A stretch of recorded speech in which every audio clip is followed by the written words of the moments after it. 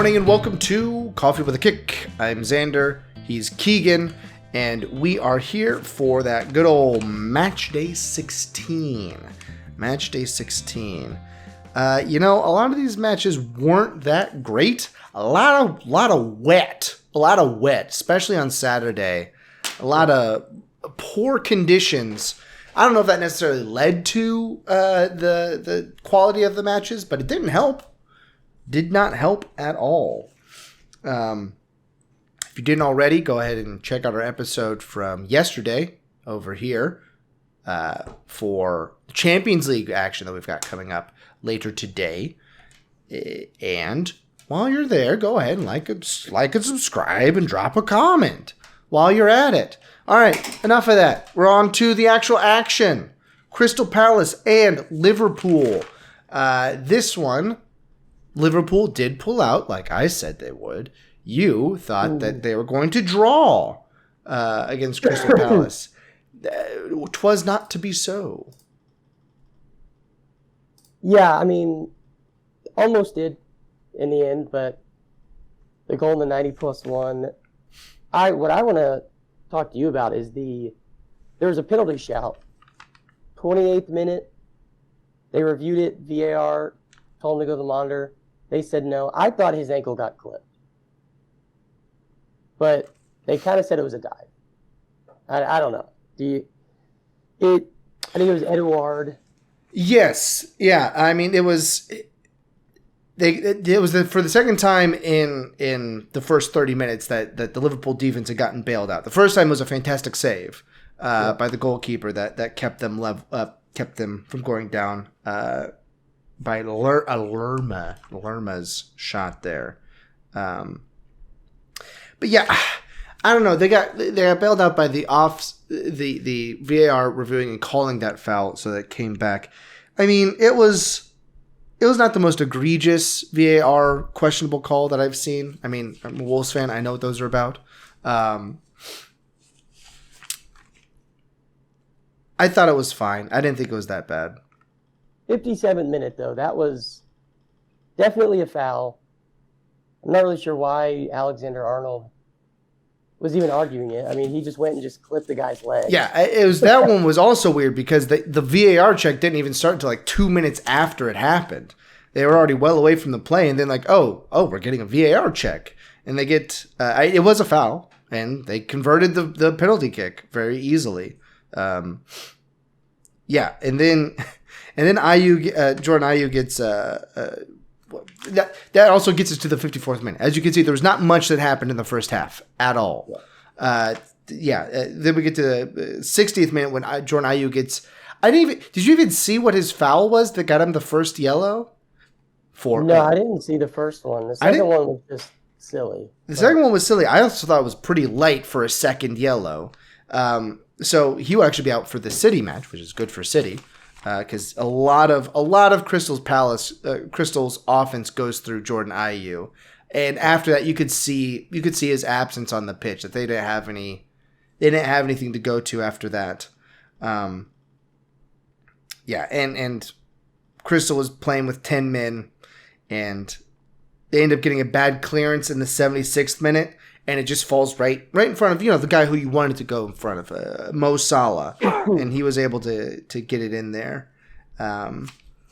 It took a harsh deflection. He's hitting it near post where the goalie's diving, hits off one of the Crystal Palace defenders' legs, glances all the way to the other side. So tough goal. I think if it gets saved there, I think they go back and give a penalty though, because Crystal Palace did totally foul the guy who had the ball first. Yeah. So I think if it gets saved, it's going to be a goal either way on that one. And then in the 90+1, Crystal Palace gets right back in it. Liverpool again. They just not Crystal Palace for Liverpool. No one was stepping. They just left Elliott dribble out there at the corner. Yeah, and he plants one. I mean, it was a great shot by good old Harvey Elliott. And then 90+10, Crystal Palace have a shot. I think he's offsides on that. I did not write down who it was, But they almost scored. I think it would have been called back for offsides, though. So, Crystal Palace, valiant effort against now the leaders on the board, Liverpool. I guess Klopp out was a little bit premature by me. So next season, I'm going to get him out, and then Liverpool gets Man U next. So that'll be easy for them. But I got that one right. You got that one wrong. 2, that brings us to Burnley going to the Amex and Brighton Hove Albion. I got this one wrong because I said it was going to be 3-1. You got it right because you said it would be a draw. So good job for you. Yeah, not as high scoring as I thought it'd be. Not at all. Brighton, they played well. Yeah. 11 shots on target, only converting 1. Not the greatest game, but Odobert, however you say his name, Odobert, his goal was very nice. Just does a little swivel, gets away from his man. I think it was right outside the box. Just slots it in. Doesn't get better than that. Yeah, it was totally random too, because Brighton had pretty much owned the first half. Burnley almost did get a goal there in the 10th minute, a Goodmanson shot, but it didn't quite make it in. But really, it was mostly Brighton this whole match. They didn't get the goal until finally the 77th minute, with a great, just like a fantastic ball in to the back post by Gross, headed home by Adingra. I'm totally saying that absolutely correctly. It was a good near post header. Yeah, but really, Brighton still should have won. Because in stoppage time, they may have accumulated probably 5 of those 11 shots on goal in the stoppage time that they had, which was like 6 or 7. I think it was 7 minutes, maybe. But Trafford, the Burnley goalkeeper, put on a clinic. That guy was all of a sudden unbeatable in the last couple minutes. And Burnley, to their credit, listen, they're accumulating points. All right, they're not accumulating a lot of points. But they're on 8 now. They're not in 20th. So that's good. Now, I don't know that anybody's going to be falling back far enough for them to catch, is probably the issue that they're going to have. Because Everton has won their last 3. Spoiler alert. But they do it is Everton-Burnley for the next match. So that's huge. That is a huge match coming up. Next weekend. But that is how that one went. And then for Manchester United and Bournemouth, we both got that one right. Because we both thought that Man U was going to lose to Bournemouth. They did end up losing 0-3 at Old Trafford. Boy, that place started clearing out pretty fast. It was not a great one for Manchester United. Yeah, Man U there in the really first and second minute, had 2 great chances. Mm-hmm. I think it might have been Garnacho who skied it or missed it, but lands at his feet, has a chance, does not convert it. And then the 5th minute goal, the Bournemouth guy takes the ball, and it looks like Man U's just standing around. It didn't look like they were even trying to defend.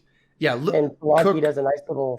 It looked like a back heel, might not have been, but it looked like a back heel, and just puts it in. Yeah, and from that moment on, very it did not clinical. feel like Man U had a chance. No, there weren't a lot of. There weren't a lot of opportunities. I thought there was one in the 67th that Dallet really wasted for Man U, because I thought he should have put the ball across the middle. There were guys open. There were like 3 Man U guys crashing, and he goes for there were 1 or 2 guys crashing, and he goes for the near post shot to try to beat the goalkeeper and be the hero. But when your opportunities are as few and far between as Manchester United is getting, you only have 3 shots on goal the whole match. You need to make the right choice, not your favorite choice. And then almost immediately after that, who was 23? Oh, it was I looked that up. Hold on. Where did it go? Yeah, Luke Shaw. This one was terrible. I watched this replay several times. They take Bournemouth takes the ball about midfield and they start driving on. Solanke gets fed the ball up towards the keeper. He draws 4 defenders towards him within a 5-yard circle. Luke Shaw trails behind and goes with that group. And he leaves on the near side the goal scorer. Where'd it go? Billing, just wide open. He's so open. And then Solanke leaves it off for a Tavernier, however you say his last name, and plays a great ball over to the goal scorer and really puts the whole thing to rest. It was terrible defense again. Just another defensive lapse by Manchester United, leaving Billing totally unmarked on the backside. He almost recovered, but it wasn't good enough. He just gets beat to the header at that point. Yeah, I mean, the last one, again, unmarked, kind of an easy header. Yeah, 73rd. On the corner, yeah. By Senesi. It was a great ball in, but just totally unmarked. All 3 of those were terrible defensive lapses. Yeah.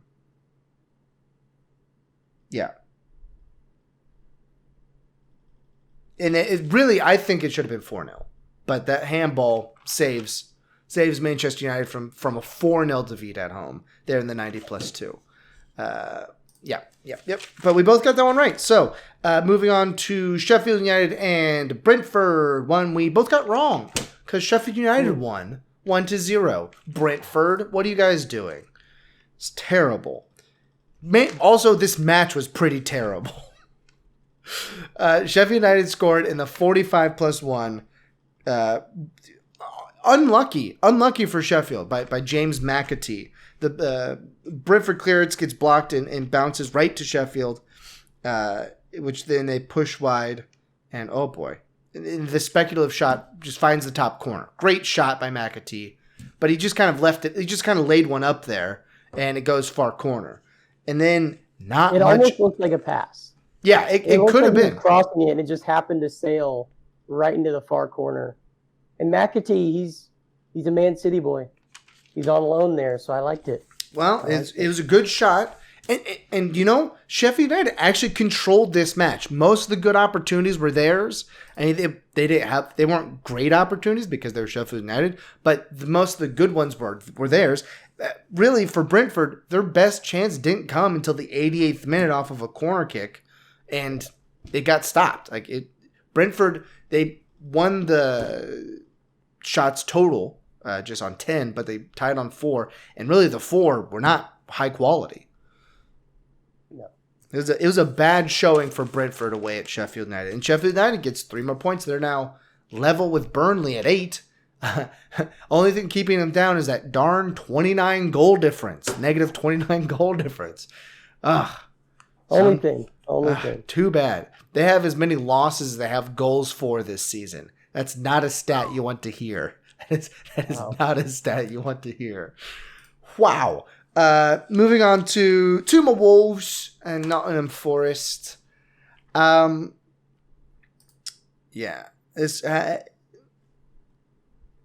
It started off poorly for us. 14th minute, it was a big looping cross by Neco Williams and then Toffolo out-jumped our defender who was marking him. It was a good header. I mean, it was well-earned. Not a lot you're going to do there, but he just out-jumped us. But our little play there for really a team goal in the 32nd minute, in the 32nd minute by my Wolves, working up the far side, the right side of the pitch. I don't know what on that side of the pitch. Working up the side, great run by Sarabia, bending his run and getting up to the corner, and then slides across to Kuna, who puts it in very nicely. Not much else happened. It was all sort of first half sort of stuff. Konate should have had a goal, I thought, in the stoppage time for Nottingham Forest, but he whiffed on it or it was not great. And then in the 52nd minute, I thought Nottingham Forest could have scored again, but Alonga skied it terribly over the top. Really, all the good opportunities were to Nottingham Forest in the second half, the best ones. And Wolves hung on for a point. Not pretty, but it's a point. Would have preferred to have done better against Nottingham Forest, to be honest. Mm-hmm. Yeah, we both got that wrong. Yeah, not a ton to say about the match, but no. The Cunha goal was nice. Keeps it low on the ground, slots it in. Yep. But yeah, 1-1. It wasn't necessarily boring, but I wouldn't go watch the full highlights. Yeah. And then we get to Aston Villa and Arsenal. And now you look at the results for Aston Villa in the past two matches. Scoreline, they look similar. 1-0 against Manchester City, 1-0 against Arsenal. Very different matches. We both you got this one right. You thought that Aston Villa would win 2-0. I thought that there would be a draw. I thought this would be a high-scoring 2-2 draw. Well, high-scoring. It would be a 2-2 draw. Did not turn out to be so. Aston Villa scraped this one out. I mean, it was... Arsenal had... let me check the stats just to make sure I'm speaking correctly. But... yeah, Aston Villa controlled the match, and it shows in the statistics there. Villa got their goal early in the 7th minute. Leon Bailey feeding to McGinn, who does a really nice little pirouette. Great first touch on the ball there, and then flips it to the far post over the goalkeeper. It was a great goal by McGinn and working with Bailey, and then just Arsenal kept pushing. I thought they were going to get one at some point with how much pressure they're putting on. And 90th minute, Arsenal, there's a clatter of bodies right in front of the Aston Villa goal, and the ball ends up hopping off of, whose hand was it? I think it was, I can't remember. It was Havertz, Kai Havertz. Kai Havertz's goal, right in the goal mouth.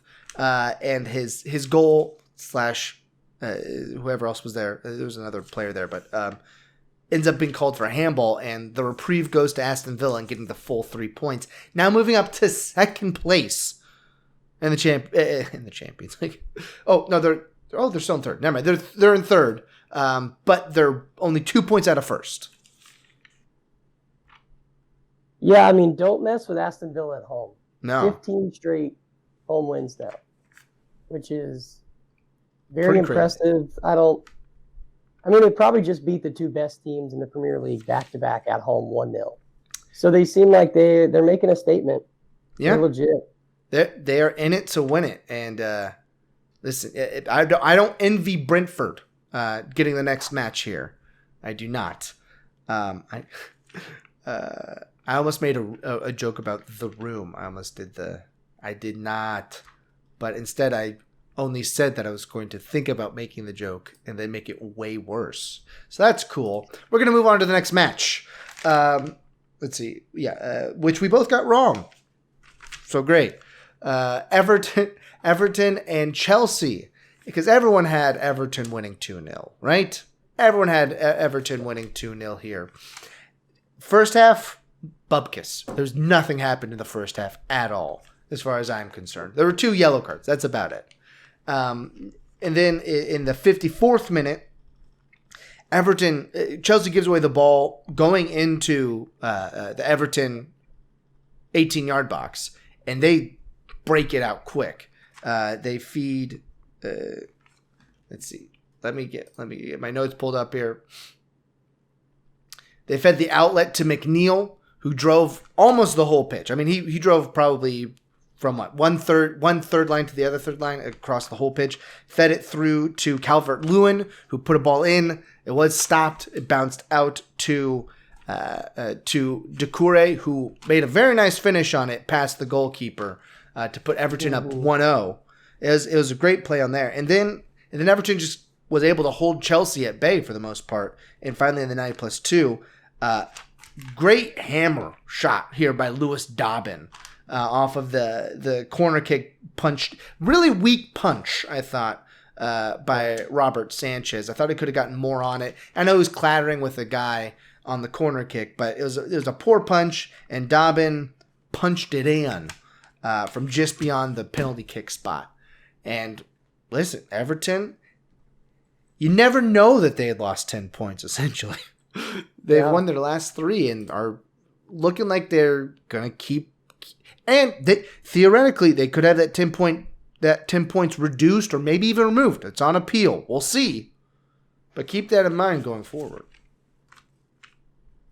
Yeah, kind of crazy they'd be up in 10th. I mean, they won 4 of their last 5. I didn't see this coming. I thought Chelsea had been playing pretty well, but obviously not. Yeah, you said it all. Chelsea, a lot of pointless possession going on, not a ton of great shots, so not a ton to say about it. But Everton, I mean, they seem like even if they keep the 10-point deduction, they might just run back up to the top of the table. They seem like they have a lot of intent to do that. They might get back top 10. We'll see. There's another team here that we're getting to right now who's, I mean, saying they're on a tear is putting it lightly, I think. Scoring how many? Let's see. So since the international break, they have, in the 4 matches, they have scored 21 goals in their last 4 matches. 3 against, we're talking about Fulham, obviously, here. Fulham and West Ham United. Fulham, 21 goals in the last 4 matches. That is efficient, to put it kindly. Scoring another 5 in this one against West Ham, who, I mean, they weren't playing poorly. They just beat Tottenham. The funniest part about the 21 goals is the fact that they're just now even on goal difference. That is, and before that, they had scored 5. So, I mean, that's a huge turnaround. Yeah, I mean, it's kind of cool to see because it's not just one person going off. No. Like, last week it was 3 guys scored. This week it was 5. They're getting it from everywhere. And so it seems like just as a team, something happened over that international break where they all just remembered that they're top-level professional footballers, and they're playing like it. Yeah, and it wasn't even close. Like, West Ham had a couple chances earlier in the match, but once Fulham started going, they just kept rolling, you know? And it just was Fulham all day long, essentially. West Ham totally neutered. I mean, they like I said, West Ham have been playing decent the past couple matches. I mean, they were unbeaten in 4, I think is what it was. At least in 4. I'd have to look back a little bit further, but they had just beaten Tottenham. They drew Crystal. They beat Burnley and Nottingham Forest, and I don't have their schedule pulled up beyond that, but still not bad. And they were just dismantled thoroughly by Fulham. And we both got it wrong because of it, because we didn't expect it to happen. I did expect there to be a lot of goals. I said 3-3, but again, that was 3-3, not 5-0. And then to Lutontown and Manchester City, which it didn't look great in the first half. Oh well, okay, it didn't look great. City had the bulk of possession and really the bulk of the best chances. There was one chance that Luton had in the 45+1, and they got it. But City bounced back in the second half. Well, yeah, I mean, it seemed like all 3 goals in this match were like defensive lapses or just like chance shots. Yeah. Especially both City ones. Like Silva's, I think it was Alvarez or Walker who may have lost the ball. And without hesitation, Silva just blasts it. And it goes in. And then Grealish's goal, probably the slowest ball I've ever seen put across a box. Yeah. And the defender just misses it. And so Grealish gets a free I mean, pretty little shot towards far post. Yeah, and it was off of just Luton giving the ball away to Man City. Mm-hmm. So it was defensive lapses all around there. It was not a pretty win by City, which we've said a lot this season. It was not a pretty win by City, but they pulled it off. I mean, you don't want to drop points to Luton for sure. And as we said in the last episode, Haaland is out, maybe with a broken foot, which will put him out for a couple months. So that's not great. City doesn't really have for now, but hopefully not. Yeah, we'll see. Well, stay tuned, and we'll update you when we have said update. But yeah, it was a fine win by City. A fine win. They maintain Champions League position. They're still in the top 4, keeping pace with Liverpool and Aston Villa, which is strange to say, but keeping pace with Liverpool and Aston Villa. They've got another little reprieve with Crystal Palace up next, who's struggled of late. Yeah, definitely struggled of late, I would say, of Crystal Palace. Winless in at least 5. And it is at the Etihad, so that'll be nice. And then to the nightcap for the weekend, which also was not a great match. Spurs hosted Newcastle, and Spurs just didn't get it. They did not have it in this one. Oh, sorry, not Spurs. Newcastle did not have it in this one. And Tottenham did not have it. They only won by 3. Only won by 3. Now, Spurs dominated almost from minute 1. Gordon had a chance for a Newcastle breakaway in the 9th minute. But after that, it was basically all Spurs. With Sungman, with Son just kind of going crazy the whole match. 2 assists and a goal? Yeah, 2 assists and a goal, and played very well. Yeah, kind of a consolation goal there in the end for Joelinton. Yeah. I mean, it was already 4-0. It felt like Tottenham had already they turned it off. They were already wanting to walk off the pitch. Yeah. So kind of a consolation there. So it wasn't even 4-1. I don't even think it was that close. No, and this was more along the lines of the Tottenham team that we'd seen at the beginning of the season. And they still have to get Maddison back, but if they can get Son playing that well with Maddison back, I think they'll be back up in contention in no time. I mean, they're still in 5th. It's not like they fell forever. They're still in 5th with a 3-point cushion over Manchester United. But it could make for some interesting matches here later in the season. Might have a pretty crowded title race instead of just having 2 teams like it's been for how many years in a row has it just been like a 2-team race for first? It's been a bit. Boy, when was the last one that was just 2 teams? I mean, still, I'm looking back right now, and it looks like City and Liverpool ran away with it a couple of times. Yeah. It looks like, I mean, even 2016, 2017, City was kind of there at 78 points, but Chelsea and Tottenham were set. Yeah. Yeah, I don't even think 2016, 17. It looks like you got to go back to when Leicester won it. Yeah, I was going to say, I think Leicester was the last time it was won it by 10. So. It still wasn't that close. So we may be for the most contentious title race here that we've had in maybe probably a decade. That could change, Obviously, it could change, but as of right now, like we are tight up at the top. 2 match days and everything could change. Even one match day, we could have a totally different setting for the top 3. But yeah, that wraps up match day 16. A consequential but not very entertaining weekend. As we move into our Champions League midweek action, go ahead and, like I said, check out our episode there. But until we are back on Thursday evening, why don't you go ahead and grab some coffee, watch some soccer,